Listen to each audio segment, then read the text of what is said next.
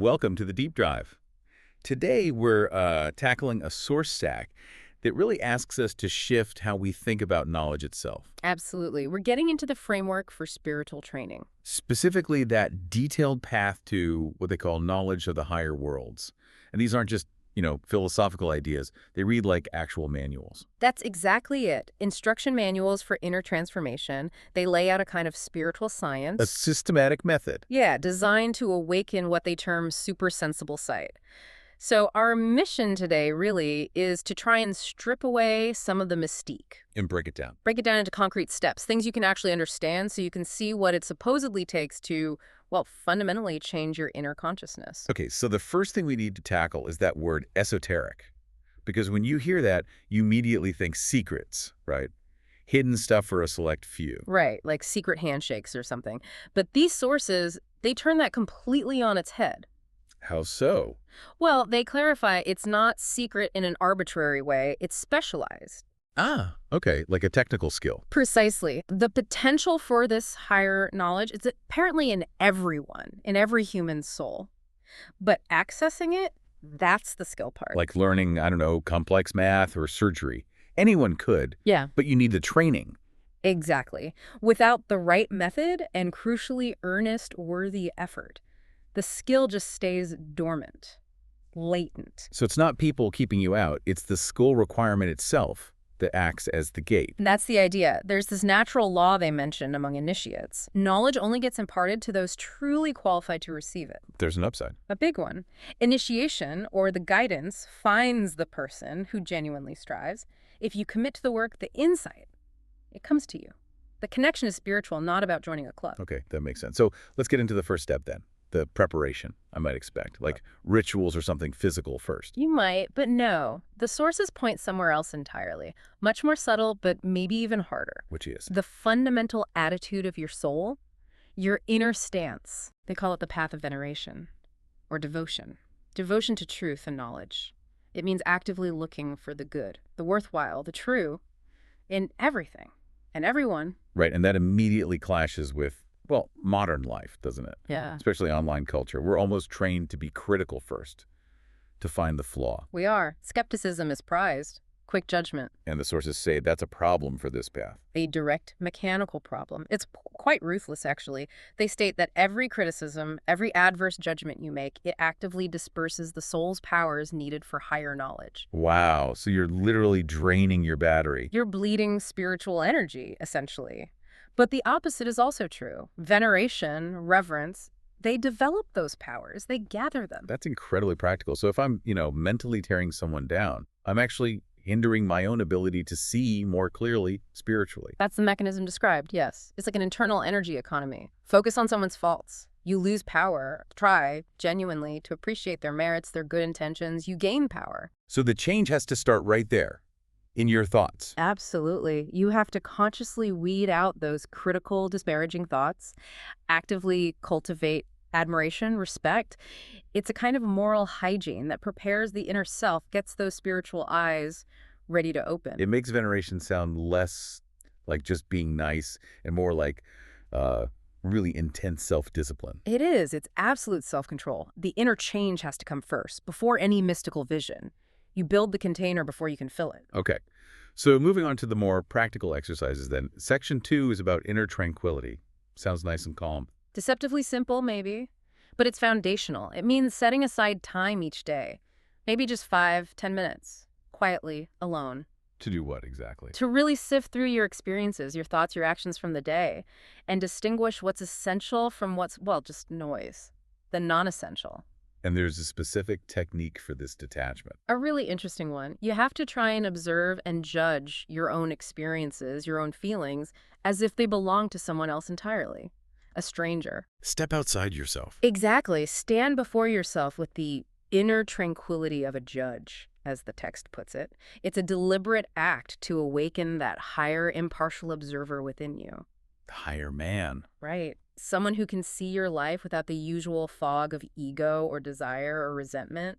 Now, when they talk about meditation or contemplation, they're very specific. They warn against just drifting off into vague feelings. Oh, yes. Very clear on that. The demand is for clear, sharp, definite thoughts. No fuzzy mysticism here. He reinforces that idea of a spiritual science. Rigorous. Logic and clarity are presented as the highest tools, really, and tied right into that is this powerful law they state. Which is? Every idea which has not become your ideal slays a force in your soul. Every idea which becomes your ideal creates within you life forces. Whoa. Right. Okay, break that down. If an idea just stays intellectual, something you read about but don't truly aspire to, Yeah. it actually harms your soul's potential. It starves it, is the implication. The idea has to become an ideal, something you actively strive towards. That's what grants power, creates life force. That's a high bar for engaging with ideas. It is. And they test this principle in that famous seed exercise. Yes. You need that focused clarity. Right. Tell us about that one. It seems like a perfect example of blending the physical and the non-physical. It is. You start with the actual physical seed, a concrete object. Then, using your focused thought, you vividly imagine the entire plant that will grow from it. The complexity, the life. Right. And the key insight, the thing to really grasp, is that the physical seed contains something invisible. The force, the blueprint, the living potential of that whole plant. Something an artificial seed, a fake one, completely lacks. Exactly, that invisible life force. Right. And by concentrating your thought, and crucially your feeling, on that invisible potential. Yes. The sources say eventually you'll perceive something new, a kind of small, luminous cloud or subtle flame around the seed, often described with lilac or bluish spiritual light. So the invisible potential actually becomes, in a way, visible, spiritually visible. That's the sign. The first indication that your inner forces are developing, ripening. You're bridging the physical and the supersensible through disciplined focus. Amazing. And this kind of discipline leads into the formal stages they outline: preparation, enlightenment, initiation. Correct. And in preparation, you're actually building the spiritual organs needed for this perception. How? Through what kind of practice? Through conscious focus again. You're asked to alternate your attention between concepts of growth, like blooming, unfolding, and decay, fading, withering. Growth and decay. Why those two specifically? You let the feelings associated with both processes really fill you. Consciously cultivating this alternation, this polarity, starts to generate entirely new kinds of thoughts and feelings. And these new inner forces, they build things. They build the actual organs of clairvoyance, according to the texts.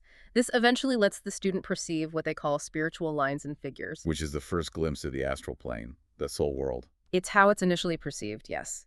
Growth and decay stop being just ideas and become visible flowing forms. You're learning the sort of structural language of that realm. Okay, so if preparation gives you the lines and shapes, the structure, enlightenment brings the color. That's a good way to put it. You start perceiving spiritual colors, and this comes from another comparative exercise. Comparing the kingdoms of nature. Right. You deeply contemplate the different forces in a stone, a plant, and an animal. How does that work? The stone, seen as representing a kind of desireless, stable force, is perceived inwardly with cooler colors.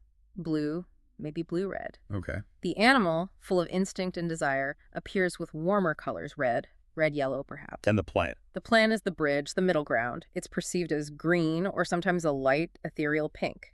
Systematically comparing these, feeling the differences, is what forges the spiritual eyes that see these colors. And these eyes are part of those famous lotus flowers, the spiritual organs. Exactly. These aren't just metaphors. They're described as definite organs of the soul.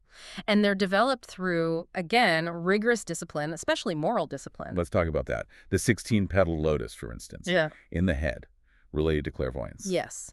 It's developed by gaining conscious control over 8 specific inner activities. Things like how you acquire ideas, how you make resolutions, your speech, your actions, your life goals, how you learn from experience.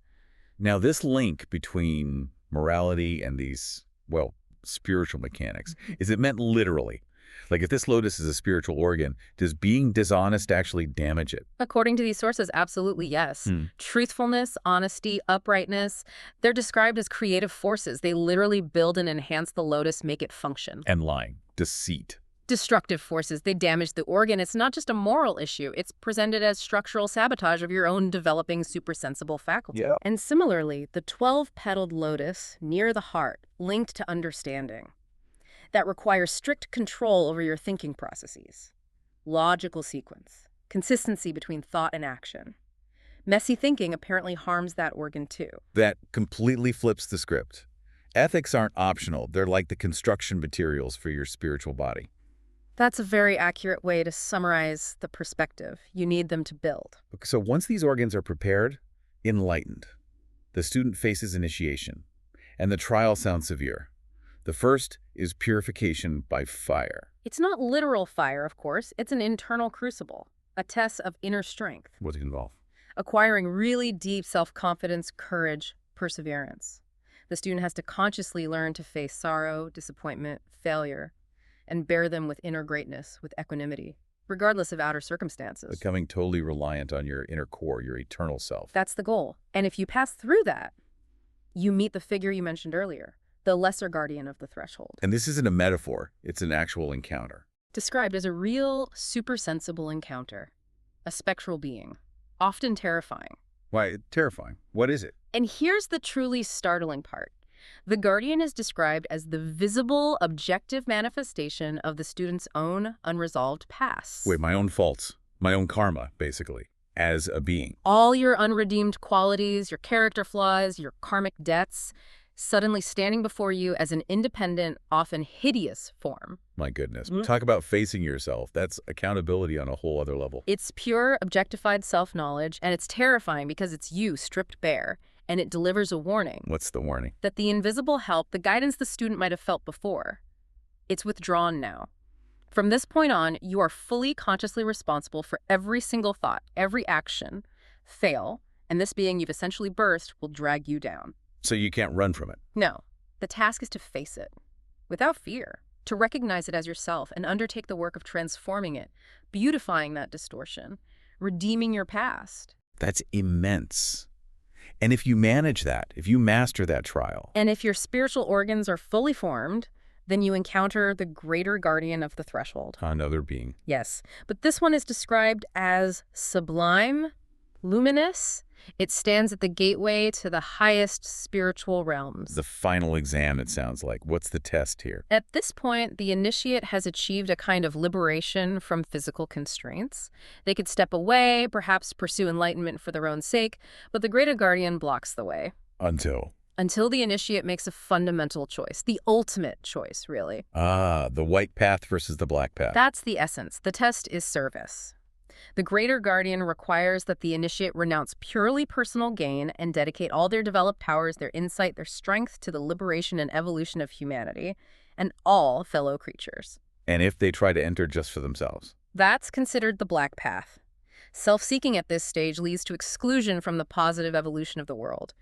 True mastery must serve the whole. Okay, pulling this all together then, what's the big takeaway for us, for you listening? The central paradox seems striking. It really is. This path to seeing beyond the physical, it's not achieved through being vague or mystical in a dreamy way. No, it's the opposite. It's intense moral focus, absolute self-control, and really rigorous rational thinking applied right here in the physical world. Clarity, logic, ethics. Those are the tools of the seer, according to these sources. You have to perfect your own inner structure before you can perceive the universe's structure. And that link between self-improvement and service seems critical. It's not selfish to work on yourself. No, the sources frame it as a vital contribution. That analogy they use is lovely. If the rose adorns itself, it adorns the garden. Your inner work benefits the whole. Which leads to that final profound goal you mentioned, achieving continuity of consciousness. Yes, that's the ultimate attainment described. What did that mean exactly? Continuity of consciousness. It means the initiate learns consciously how to die with thy body still living, to be reborn into an imperishable existence. By mastering the self, they achieve a state of awareness that doesn't break. It stays continuous, lucid, through waking life, through dreaming, even through deep, dreamless sleep. So no more gaps in awareness. You attain conscious mastery over the eternal self, even while you're still living in your temporary physical self. That's quite the final thought. Understanding that the real transformation, the real initiation, happens through this rigorous work on clarity, morality, and self-awareness in our daily lives. Before any grand visions appear, that conscious mastery, bridging waking, sleeping, even dying,